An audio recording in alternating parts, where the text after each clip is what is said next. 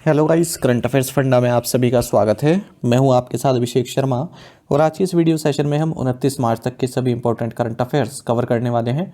हमेशा की तरह आप इस वीडियो को अंत तक जरूर देखिएगा, आज भी आपको काफ़ी कुछ जानने के लिए मिलेगा।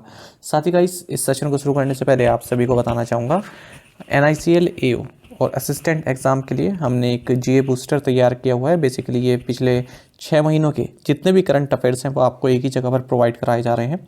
अगर हम जो पिछली बार ये एग्ज़ाम हुआ था उसका थोड़ा एनालिसिस करें तो उसमें science and technology, international current affairs, capital currency, insurance related questions, government schemes, awards and honour, Ramsar sites यानी कि स्ट्रैटेजी के, स्पोर्ट्स न्यूज़, बैंकिंग, अपॉइंटमेंट, ये सभी पूछे गए थे।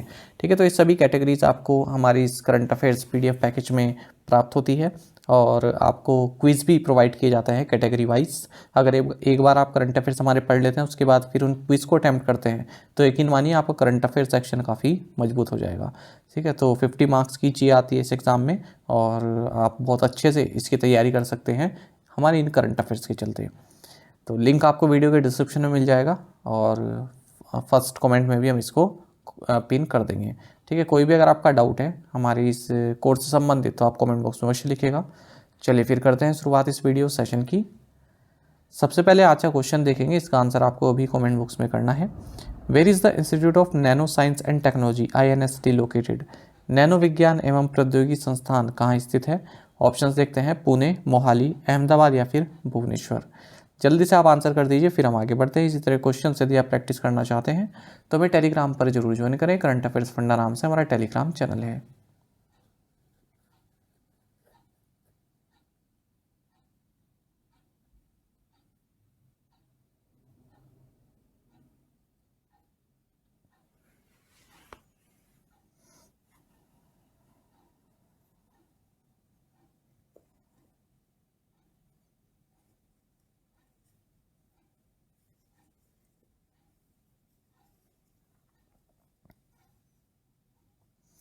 Who has been appointed as the Director General of the National Investigation Agency NIA?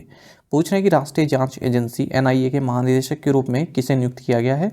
Options आपके सामने है, सही आंसर ऑप्शन डी है, सदानंद वसंत दाते। देखिए, महाराष्ट्र एंटी टेररिज्म स्क्वाड के चीफ सदानंद वसंत दाते, इनको appointments committee of the cabinet ने डायरेक्टर जनरल नियुक्त किया है नेशनल इन्वेस्टिगेशन एजेंसी का और इनका टेन्योर रहने वाला है दिसंबर 31, 2026 तक। इस पोस्ट पर ये दिनकर गुप्ता को सक्सीड कर रहे हैं जो कि 31 मार्च को रिटायर हो जाएंगे। साथ ही जो appointments committee of the cabinet है, इन्होंने राजीव कुमार शर्मा को डायरेक्टर जनरल नियुक्त किया है bureau of police research and development का और इनका टेन्योर रहेगा 30 जून 2026 तक। इस पोस्ट पर ये बालाजी श्रीवास्तव को सक्सीड कर रहे हैं। पीयूष आनंद ये नए चीफ बनाए गए हैं नेशनल डिजास्टर रिस्पांस फोर्स यानी कि NDRF के 2 साल के लिए। इस पोस्ट पर ये अतुल कारवाल को रिप्लेस कर रहे हैं। साथ ही आपको जानना चाहिए कि appointments committee of the cabinet ने S सुरेश को एडिशनल डायरेक्टर जनरल नियुक्त किया है स्पेशल प्रोटेक्शन ग्रुप में, SPG में। Which app has been launched by the Election Commission of India to make the election process easier for the disabled? दिव्यांगों के लिए चुनाव प्रक्रिया को आसान बनाने के लिए भारत निर्वाचन आयोग ने कौन सा ऐप लॉन्च किया है? ऑप्शंस आपके सामने है, सही आंसर ऑप्शन डी है, सक्षम। आपको जाना चाहिए, इलेक्शन कमीशन ऑफ इंडिया ने अनाउंस किया है कि ऐसे वोटर्स जिनकी एज 85 ईयर्स से ज़्यादा है या फिर पर्सनस विद डिसेबिलिटीज़ यानी कि डिसेबल पर्सन है 40% बेंचमार्क डिसेबिलिटी के साथ, वो अपने घर से ही वोट कर सकते हैं और इसके लिए कमीशन ने सक्षम ऐप भी लॉन्च की है। ठीक है, और साथ ही जो पोलिंग स्टेशंस हैं, कुछ ऐसे पोलिंग स्टेशंस भी बनाए गए हैं जिन्हें पर्सनस विद डिसेबिलिटीज़ द्वारा मैनेज किया जा रहा है। According to brand finance insurance 100 2024, which is the strongest insurance brand? Brand finance insurance 100 2024 के अनुसार सबसे मजबूत बीमा ब्रांड कौन सा है? सही आंसर ऑप्शन डी है, life insurance corporation of India. देखिए, जो life insurance corporation of India है LIC, ये स्ट्रोंगेस्ट इंश्योरेंस ब्रांड बनकर उभरा है ग्लोबली, ऐसा कहा गया है ब्रांड फाइनेंस इंश्योरेंस 100 2024 रिपोर्ट में। LIC की जो ब्रांड वैल्यू है वो 9.8 बिलियन US डॉलर रही है। इसका जो ब्रांड स्ट्रेंथ इंडेक्स स्कोर है वो 88.3 रहा और AAA ब्रांड स्ट्रेंथ रेटिंग इसकी है। LIC के बाद फिर आता है Cathay life insurance, second strongest brand है, और फिर NRMA इंश्योरेंस, ये थर्ड स्ट्रोंगेस्ट ब्रांड है। Who led the Indian delegation to the 148th meeting of the Inter-Parliamentary Union in Geneva recently? हाल ही में जिनेवा में अंतर संसदीय संघ की 148वीं बैठक में भारतीय प्रतिनिधि मंडल का नेतृत्व किसने किया? सही आंसर ऑप्शन डी है हरिवंश नारायण सिंह। आपको जाना चाहिए 7 मेंबर पार्लियामेंट्री डेलीगेशन जिनका नेतृत्व किया है राज्यसभा डिप्टी चेयरमैन हरिवंश जी ने। इन्होंने हाल ही में जिनेवा स्विट्जरलैंड में इंटरनेशनल पार्लियामेंट्री यूनियन की जो 148th असेंबली है इसे अटेंड किया है। इंटर पार्लियामेंट्री यूनियन की स्थापना 1889 में हुई थी। 180 कंट्रीज इसके मेंबर हैं और हेडक्वार्टर्स जिनेवा स्विट्जरलैंड में ही है। Who won Australian grand prix 2024? Australian grand prix 2024 किसने जीता? सही आंसर ऑप्शन है कार्लोस सेंस। देखिए फेरारी के जो ड्राइवर हैं कार्लोस सेंस स्पेन के हैं, इन्होंने ऑस्ट्रेलियन ग्रां प्री जीत लिया है। तो इस सीज़न की ये 3rd रेस रही। इससे पहले 2 रेसेस जो हुई थी बहरीन जीपी और सऊदी अरब जीपी, ये मैक्स वर्स्टेपन ने जीती थी। In which category did India's Vinay claim the gold medal at the para power lifting world cup? Para power lifting विश्व कप में भारत के विनय ने किस श्रेणी में स्वर्ण पदक जीता? सही आंसर ऑप्शन है 59 kg यूथ कैटेगरी। देखिए भारत के विनय इन्होंने para power lifting world cup जो कि इजिप्ट में हुआ है यहाँ पर जो है जीत हासिल की है और इन्होंने गोल्ड मेडल जीता है 59 kg यूथ कैटेगरी में। 120 kg वेट इन्होंने लिफ्ट किया है। Who became the first Indian to win in the future category of the Prague international chess festival? Prague अंतर्राष्ट्रीय शतरंज महोत्सव की फ्यूचर श्रेणी में जीतने वाले पहले भारतीय कौन बने? सही आंसर ऑप्शन डी है अंश नेरुरकर।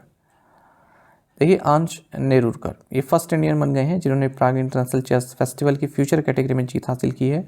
बेस्ट टीम अवार्ड भी इन्हें मिला है आर प्रगनंदा के साथ ही। जो फ्यूचर कैटेगरी है इसमें 10 प्लेयर्स पूरे वर्ल्ड से शामिल रहे। राउंड रॉबिन फॉर्मेट इस कंपटीशन कर रहा है। ठीक है, जो फीडे रेटिंग है उसके हिसाब से पार्टिसिपेंट इसमें सेलेक्ट किए गए। In which state was recently a 900-year-old Kannada inscription of the Kalyana Chalukya dynasty found? हाल ही में किस राज्य में कल्याण चालुक्य वंश का 900 वर्ष पुराना कन्नड़ शिलालेख मिला है? सही आंसर ऑप्शन सी है तेलंगाना। देखिए 900 साल पुराना कन्नड़ इंस्क्रिप्शन जो कि कल्याण चालुक्य डायनेस्टी का है, ये हाल ही में प्राप्त हुआ है गंगापुरम से, जो कि एक टेम्पल टाउन है जटचेरला मंडल महबूब नगर डिस्ट्रिक्ट तेलंगाना में। और ये बताया गया है कि ये जून 8 1134 CE में इशू किया गया था। जो कस्टम ऑफिसर्स रहे तेलप्पा थर्ड जो कि सन था कल्याण चालुक्य एम्प्रर बुलोका मल्ला सोमेश्वरा थर्ड का। ठीक है, तो इसके द्वारा इशू किए गए थे। Which gulf country will participate in the miss universe pageant for the first time? कौन सा खाड़ी देश पहली बार मिस यूनिवर्स प्रतियोगिता में भाग लेगा? सही आंसर ऑप्शन डी है सऊदी अरब। देखिए सऊदी अरब ऑफिशियली डिक्लेयर कर दिया है इन्होंने कि हम मिस यूनिवर्स जो कंपटीशन है इसमें पार्टिसिपेट करेंगे। इनकी जो कंटेस्टेंट रहने वाली है इनका नाम है रूमी अलकहतनी। ठीक है, तो ये सऊदी अरब की जो है फर्स्ट रिप्रेजेंटेटिव रहने वाली है इस ब्यूटी कंपटीशन में। पहली बार है जब सऊदी अरब मिस यूनिवर्स में पार्टिसिपेट कर रहा है। जो ये इस साल का मिस यूनिवर्स है ये 18 सितंबर को मैक्सिको में होगा और ईरान भी इसमें डेब्यू कर रहा है। ईरान की ओर से पहली बार भेजा जा रहा है इसमें अपना प्रतियोगी। Bassirou Diomaye Faye was elected as the president of which country? Bassirou Diomaye Faye को किस देश के राष्ट्रपति के रूप में चुना गया है? सही आंसर ऑप्शन सी है सेनेगल। देखिए बसीरो दियोमायो फेर ये सेनेगल के जो है प्रेसिडेंट बनने वाले हैं। इन्होंने यहाँ का प्रेसिडेंशियल इलेक्शन जीत लिया है। सेनेगल की अगर हम बात करते हैं कैपिटल डाकार है, करेंसी है वेस्ट अफ्रीकन CFA फ्रैंक।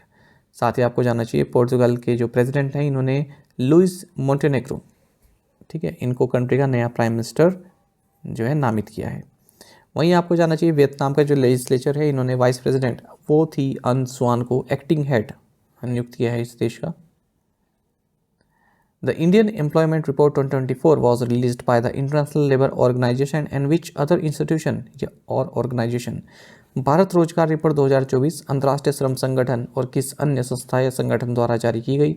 सही आंसर ऑप्शन सी है इंस्टीट्यूट ऑफ ह्यूमन डेवलपमेंट। देखिए इंडिया का जो यूथ है, ठीक है, जो पूरा अनएम्प्लॉयड वर्कफोर्स है ना हमारे देश में, उसमें जो इंडिया का यूथ है वो 83% है। उस अनएम्प्लॉयमेंट वर्कफोर्स में।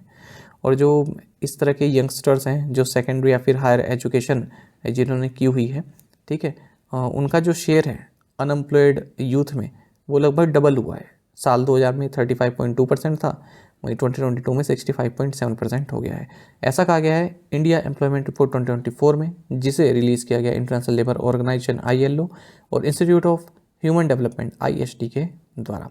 इसमें बताया गया है कि जो यूथ एम्प्लॉयमेंट या फिर अंडर एम्प्लॉयमेंट है ये 2000 से लेकर 2019 के बीच में बढ़ा, लेकिन उसके बाद जो है घटा है, ठीक है, पेंडेमिक ईयर्स में ये घटा है। यही बताया गया है कि labour force participation rate, worker population ratio और अनएम्प्लॉयमेंट रेट, इसमें भी जो है गिरावट देखी गई है 2000 से 2018 के बीच में। ऑलमोस्ट 90% ऑफ द वर्कर्स ये इनफॉर्मल वर्क में इंगेज रहे, फॉर्मल वर्क नहीं, इनफॉर्मल वर्क में इंगेज रहे। जबकि अगर हम रेगुलर वर्क की बात करें, ठीक है, तो उसमें जो इंगेजमेंट है उसका जो शेयर है वो साल 2000 के बाद तो बढ़ा, लेकिन 2018 के बाद फिर से डिक्लाइन होना शुरू हो गया। जो यूथ अनएम्प्लॉयमेंट है वो 3 गुना जो है बढ़ा है।